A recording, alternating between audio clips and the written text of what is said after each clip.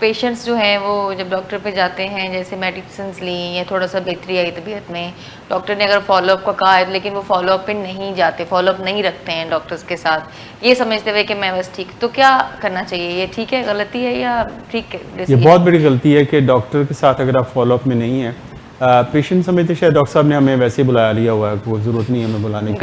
गपशप लगाने के लिए या फीस चार्ज करने के लिए बुला लिया है एक वो इस तरह। लेकिन ये देखें कि ये डायबिटीज़ का जो फॉलोअप है ये रेगुलर फॉलोअप है। ये डायबिटीज़ ये बिल्कुल इसी तरह है, कोई अगर एक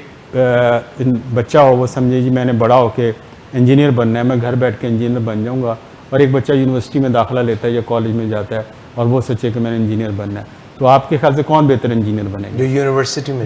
में जब पढ़ेगा अपने रेगुलर, क्योंकि वो एक सिस्टम में चला जाएगा। तो डायबिटीज़ का जो मैनेजमेंट है ये भी एक सिस्टम में है। अगर आप अपने डॉक्टर से, कोई भी डॉक्टर हो, मैं हूँ या कोई भी दूसरा भी आपका जो फिजिशियन है, उससे रेगुलर इन टच रहें, क्योंकि ये फॉलोअप की डिजीज़ है, ये फॉलोअप की कंडीशन है। अगर आप अपना फॉलोअप का अपने डॉक्टर से ताल्लुक रिश्ता तोड़ लेते हैं और आप अपने घर पे बैठ के जो आप पे गुजर रही है उस पर खुश रहते हैं, क्योंकि जैसे मैंने भी बात की कि डायबिटीज़ कुछ कहती नहीं है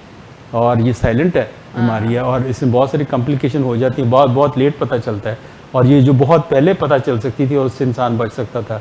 तो ये आपको उसी सूरत में प्रॉब्लम्स का पता चल सकता है जब आप डॉक्टर के साथ राब्ते में हैं। तो राब्ते के आप बहुत सारे ज़राए हैं, जैसे डॉक्टर से आप डायरेक्ट मिल सकते हैं, डॉक्टर से आप व्हाट्सएप पर रब्ता कर सकते हैं, फ़ोन पर रब्ता कर सकते हैं, वीडियो कॉल के ज़रिए रब्ता कर सकते हैं। तो जो सोशल मीडिया है, ये जो बाकी जो दूसरे मीडिया ने तो एक इनकलाब बर्पा कर दिया है कि आप अपनी जो प्रॉब्लम के साथ अपने डॉक्टर के साथ इन टच रहते हैं। लेकिन जब भी आपको आपका डॉक्टर बुलाए कि आपका 3 महीने बाद या 4 महीने बाद फॉलोअप है, तो उसको मिस ना करें। लोग समझते हैं, कई दफ़ा मेरे पास पेशेंट आते हैं, कोई 7 साल बाद आ रहा होता है, कोई 8 साल बाद आ रहा होता है, उसमें हमको ये आके ये जवाब दे रहे होते हैं, हम तो डॉक्टर साहब बिल्कुल ठीक थे, बिल्कुल आपकी दवाइयों से बिल्कुल ठीक जा रहे थे,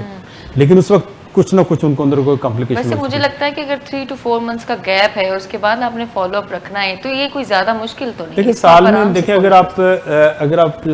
3 से 4 माह बाद अगर A1C करवाते हैं तो आपके साल में 3 विजिट बनते हैं, अगर आप स्टेबल हैं। बहुत स्टेबल है, जो मेरे बहुत सारे पेशेंट जो स्टेबल हैं उनको मैं 6 माह बाद बुलाता हूँ, तो साल में 2 विजिट हैं, जिसमें आपकी एक थोड़ी सी, जिसको मैं अपनी ज़ुबान में ट्यूनिंग कहता हूँ, एक ट्यूनिंग हो जाती है और आप एक ट्रैक पे आ जाते हैं अगर गड़बड़ हो रही होती है। और बहुत सारी चीज़ें होती हैं जिनको हम असेस कर लेते हैं, मतलब उनके किडनी फंक्शन असेस हो जाते हैं, उनके 3 महीने के एवरेज शुगर का वो टेस्ट हो जाता है, और उसके साथ उनके गुर्दों के टेस्ट हो जाते हैं, उनके जो कोलेस्ट्रॉल के लेवल्स पता चल जाते हैं। अगर खुदा ना खासा कोई प्रॉब्लम हो रहा है तो वो भी हम आइडेंटिफाई कर सकते हैं, ताकि